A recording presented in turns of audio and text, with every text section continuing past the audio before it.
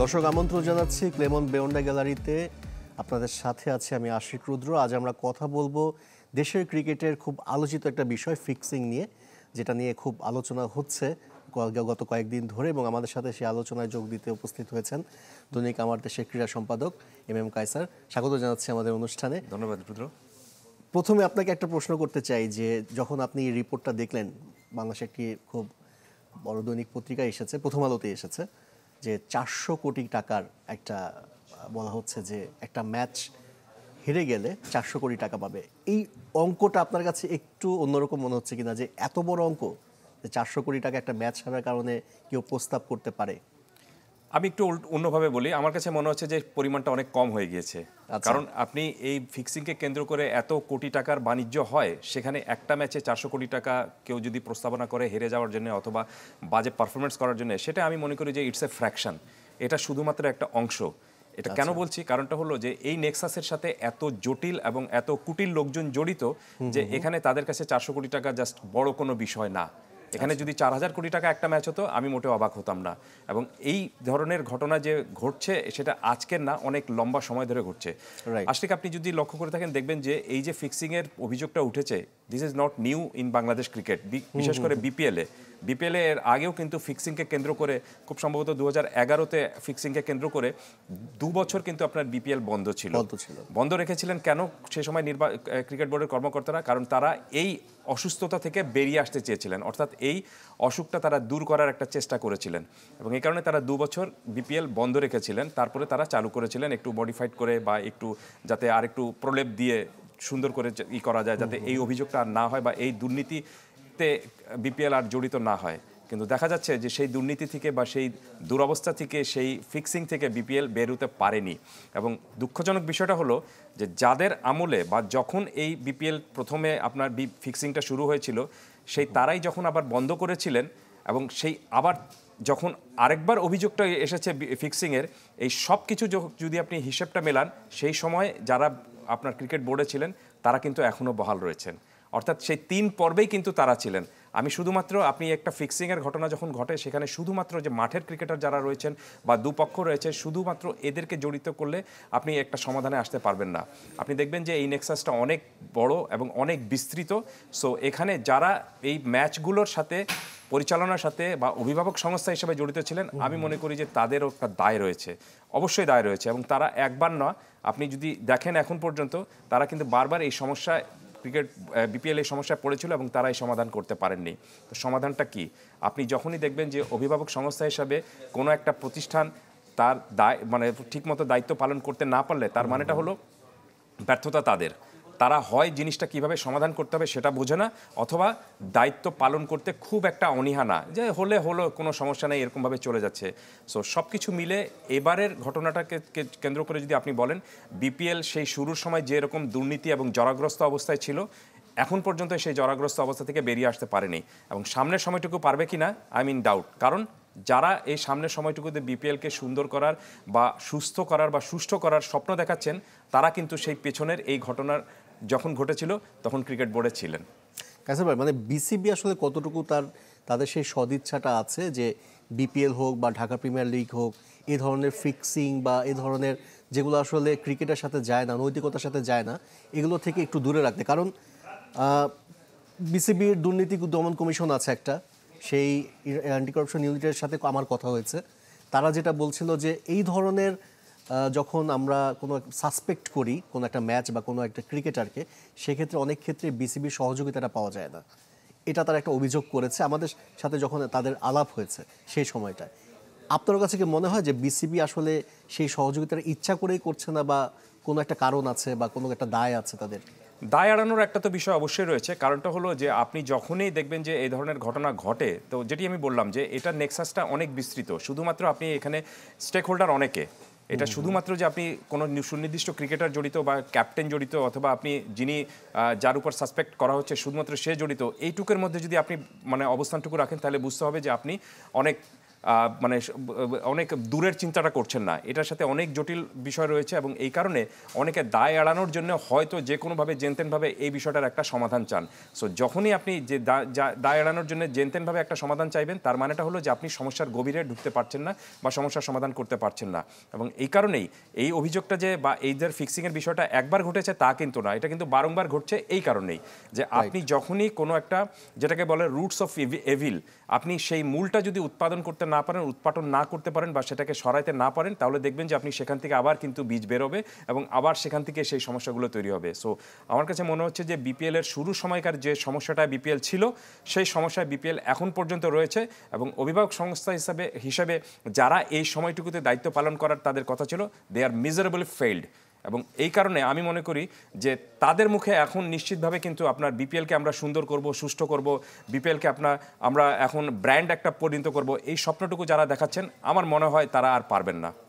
কায়েস ভাই, আমরা প্রত্যেকটা টুর্নামেন্টের আগে দেখি, ঢাকা প্রিমিয়ার লিগ হোক, বিপিএল এর সময় হোক, প্রতিটা ফ্র্যাঞ্চাইজি বা দলের সাথে কিন্তু একটা দুর্নীতি দমন কমিশন বসছে, তারা কিন্তু বোঝাচ্ছে, নৈতিকতাটা বোঝাচ্ছে ক্রিকেটের।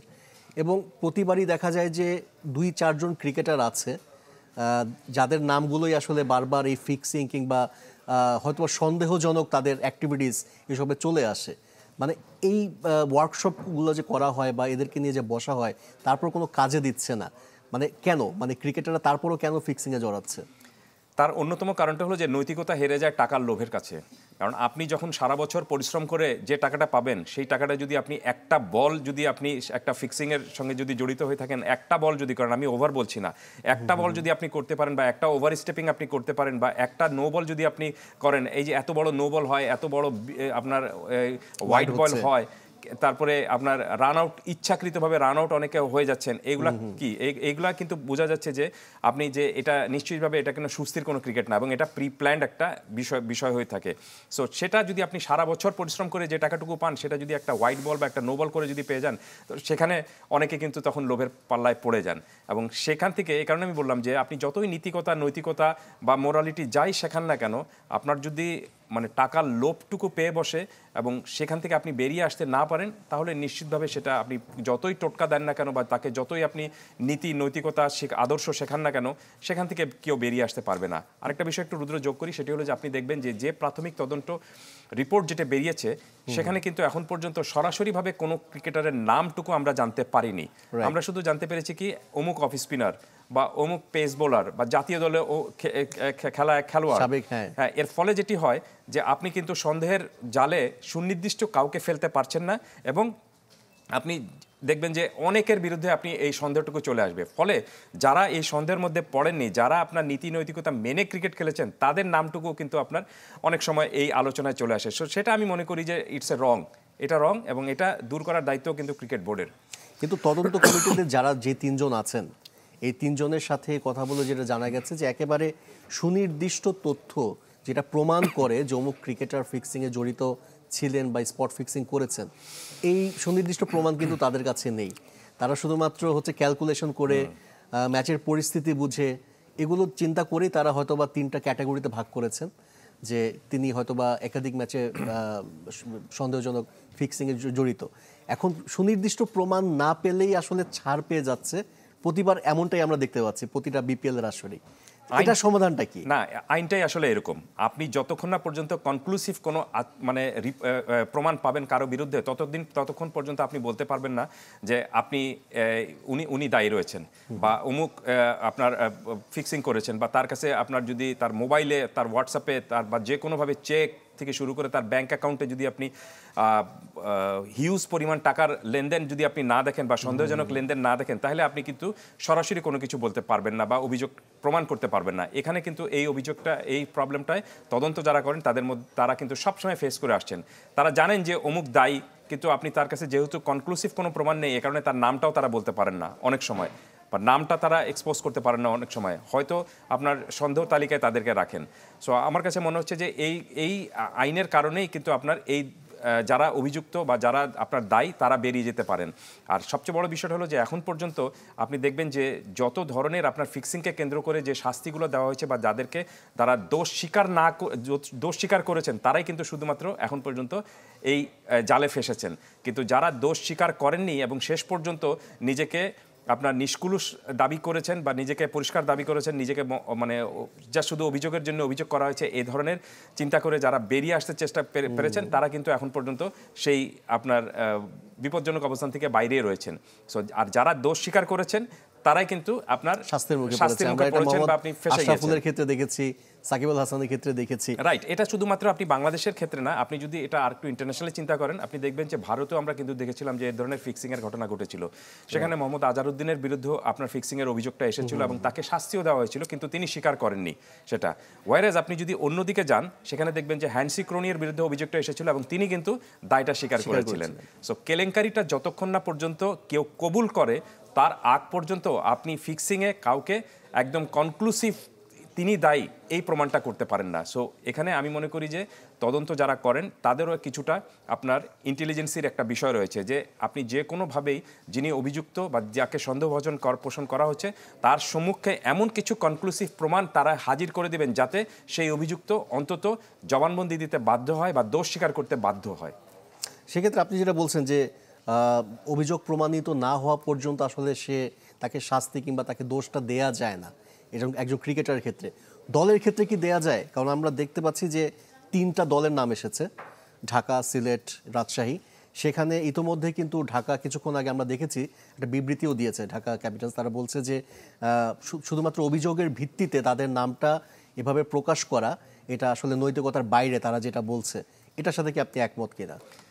সহজ সমাধানটা হলো যে যেহেতু অভিযোগ উঠেছে, আপনি সাধারণ ক্ষেত্রে কি হয়ে থাকে, ধরেন আপনার এই অফিসে কারো বিরুদ্ধে যদি অভিযোগ ওঠে তখন কি আপনি তাকে সেই দায়িত্বে রাখা হয়? অন্তত অভিযোগের প্রমাণটা না হওয়া পর্যন্ত বা অভিযোগটা সমাধান না হওয়া পর্যন্ত তাকে কিন্তু সেই দায়িত্ব থেকে মানে আপনার রিলিফ করে রাখা হয়। সো এটি কিন্তু সহজ একটা হিসাব। এই কারণে যেহেতু কয়েকটা দলের বিরুদ্ধে এবং কয়েকজন ক্রিকেটারের বিরুদ্ধে এই ধরনের অভিযোগটা এসেছে, আমি মনে করি যে যতক্ষণ না পর্যন্ত এটার একটা কনক্লুসিভ সমাধান আসবে ততক্ষণ পর্যন্ত তাদের যেন আর কোনো ধরনের কোনো ক্রিকেটীয় কোনো বিষয়ে জড়িত থাকার মানে সুযোগ নেই। এটাও কিন্তু এই আইনটুকু কিন্তু রয়েছে।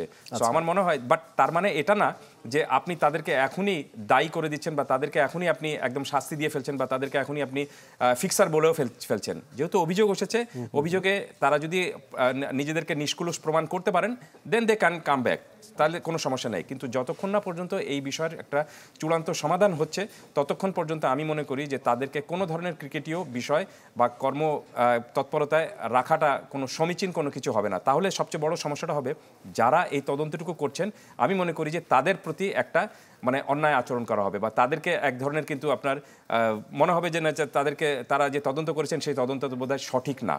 তারা নিশ্চিতভাবে কাউকে যখন অভিযুক্ত করেছেন বা কাউকে যখন সন্দেহভাজন হিসাবে চিহ্নিত করেছেন, তারা অনেক কাজ করে কিন্তু তারপরেও করেছেন। তারা নিশ্চিতভাবে কারোর নামের জন্য হঠাৎ করে এমনি বসিয়ে দেননি। তারা যে কোনো একটা ভিডিও দেখেছেন অথবা যে কোনো একটা ম্যাচের পরিস্থিতি দেখেছেন, সেই ঘটনা পুঙ্খানুরূপে বিশ্লেষণ করেছেন, তারপর সংশ্লিষ্ট অনেকের সাথে কথা বলেছেন। কিছু প্রমাণ তো তাদের কাছে রয়েছে, হয়তো কনক্লুসিভ নেই কিন্তু কিছু প্রমাণ তাদের কাছে রয়েছে, বিধায় তারা এই ক্রিকেটারদেরকে বা এই দলগুলোকে একটা অভিযোগের আওতায় এনেছেন। সো আমার কাছে মনে হচ্ছে যে যতক্ষণ না পর্যন্ত এই জিনিসের একটা চূড়ান্ত ফয়সলা হোক, তারা যদি একেবারে সমাধান না আসা পর্যন্ত তাদের কোনো ধরনের ক্রিকেটীয় তৎপরতায় রাখা উচিত হবে না। এবং এটার জন্য আপনি সিদ্ধান্ত নেওয়ার জন্য আমার মনে হয় যে বিসিবির বেশি দূরে যাওয়ার দরকার নেই।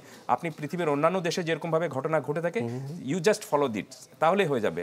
আপনি চেন্নাই সুপার কিংসের মতো এতবার চ্যাম্পিয়ন একটা IPL এর চ্যাম্পিয়ন দলকে কিন্তু আপনার 2 বছরের জন্য নিষিদ্ধ করে রাখা হয়েছিল। সো আমার কাছে মনে হচ্ছে যে বিষয়টা হলো যে প্রসঙ্গটা আপনি তুলেছিলেন যে ইচ্ছাটা রয়েছে কিনা, আপনার সদিচ্ছাটা রয়েছে কিনা। সো এই সদিচ্ছাটা আমি মনে করি যে বাংলাদেশ ক্রিকেট বোর্ডকে দেখাতে হবে এবং ক্রিকেট বোর্ডের সর্বোচ্চ প্রশাসনে এখন বর্তমানে যিনি রয়েছেন আমিনুল ইসলাম বুলবুল, আমি যতদূর বিশ্বাস করি যে তিনি এই বিষয়ের একটা সুন্দর সমাধান চান, যাতে আর কেউ অন্তত ক্রিকেটকে মানে পঙ্কিল করতে না পারে বা ক্রিকেটকে নষ্ট করার সাহসটুকু বা ধৃষ্টতা যেন দেখাতে না পারে। সেই আমি মনে করি যে আমিনুল ইসলাম বুলবুলের মধ্যে সেই ধরনের একটা টেন্ডেন্সি রয়েছে এবং তিনি চান যেন BPL কলঙ্কমুক্ত হোক। অবশ্যই আমরাও চাচ্ছি BPL কলঙ্কমুক্ত হোক, এবং বিসিবি আসলে কতটুকু সাহসী সিদ্ধান্ত নিতে পারবে এটা নিয়ে আমরা আলোচনা করব। তবে ফিরছি একটি বিরতির পর।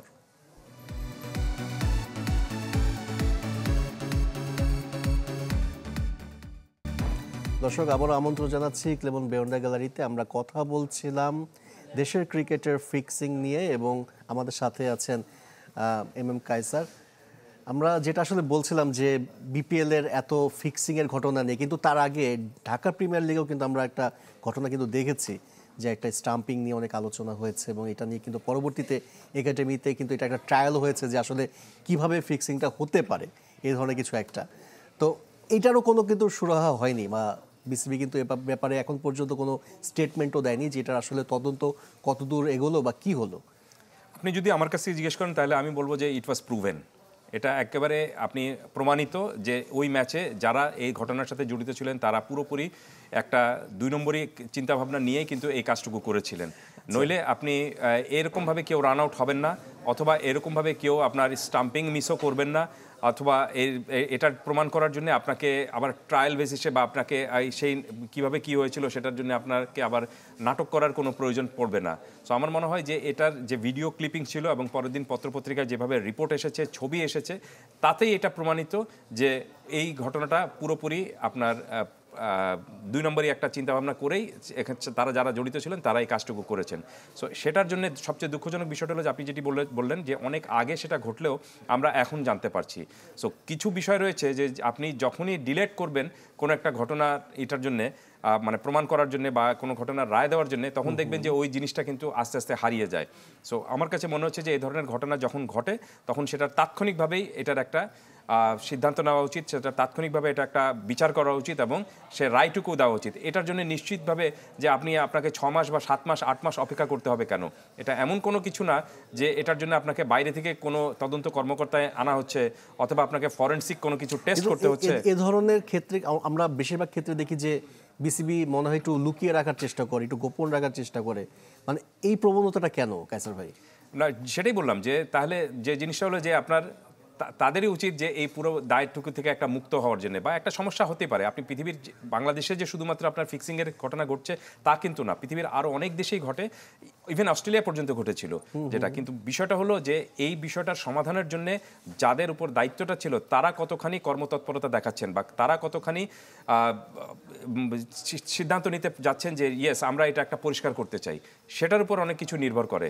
সো বাংলাদেশ ক্রিকেট বোর্ডেরও কিন্তু সেই জিনিসটা করা উচিত যে 7 মাস 8 মাস আগে একটা ঘটনা ঘটেছে, সেটা এখন পর্যন্ত আপনি কনক্লুসিভ কোনো রায় এখন পর্যন্ত দিতে পারেননি বা আপনি করতে পারেননি। তো যারা তদন্ত করেছিলেন সেই তদন্ত করতে হয়তো কিছুদিন সময় লাগতে পারে, কিন্তু তাই বলে এত দিন সময় লাগবে আমার কাছে মনে হচ্ছে যে এটা অনেক বেশি লম্বা প্রসেসিংয়ের বিষয়। এবং আপনি যে কথাটি বললেন যে তারা এই কাজটুকু করতে তাগিদ কতখানি দেখাচ্ছেন, মানে যাদেরকে এই দায়িত্বটুকু দেওয়া হচ্ছে তাদের তাগিদ কতখানি এবং যারা অভিভাবক সংস্থা হিসাবে রয়েছেন তাদেরও তাগিদ কতখানি। এমন হতে পারে যে তারা হয়তো বিলম্ব করা হচ্ছে এই কারণে যাতে এই বিষয়টা যেন মানে হারিয়ে যায় বা ভুলে যায়। সো এটি আমি মনে করি যে একটা অভিভাবক সংস্থা হিসেবে কখনোই কিন্তু ক্রিকেট বোর্ডের এই ধরনের দায় থেকে মুক্তি তারা পেতে পারে না। বরঞ্চ কোনো সমস্যা হলে সেটার আপনার কত সুন্দর করে প্রাতিষ্ঠানিক একটা অভিযোগ এনে এবং সেটাকে সুন্দর করে একটা বিচার কায়দা এনে যদি দ্রুত একটা সমাধান করা যায়, তাহলে দেখবেন যে এখান থেকে মানে এই সবাই এক ধরনের কিন্তু একটা স্বস্তি পাবে। অবশ্যই আমরাও চাই যে বিসিবি একেবারে দুর্নীতিমুক্ত থাকুক, ক্রিকেটাররা যাদের নিয়ে এত আলোচনা যে ফিক্সিংয়ে তারা জড়িয়ে পড়ছে তো সেখান থেকে তারা মুক্তি পাক। আমরা জানি যে বিসিবি একজনকে অ্যাপয়েন্ট করেছে আইসিসির, অ্যালেক্স মার্শাল, তিনিও অ্যান্টি করাপশনের পরামর্শক হিসেবে কাজ করবেন। তার সাথে পরামর্শ নিয়ে বা তার সাথে কথা বলে যদি ক্রিকেটারদের নৈতিকতা শেখানো যায় বা ফিক্সিং থেকে তাদেরকে দূরে রাখা যায়, সেটা আসলে বাংলাদেশের ক্রিকেটের জন্য সেটা মঙ্গল বয়ে আনবে। আমরা সেই প্রত্যাশা নিয়ে শেষ করছি ক্লেমন বেয়ন্ডা গ্যালারি। এতক্ষণ সঙ্গে থাকার জন্য ধন্যবাদ সবাইকে।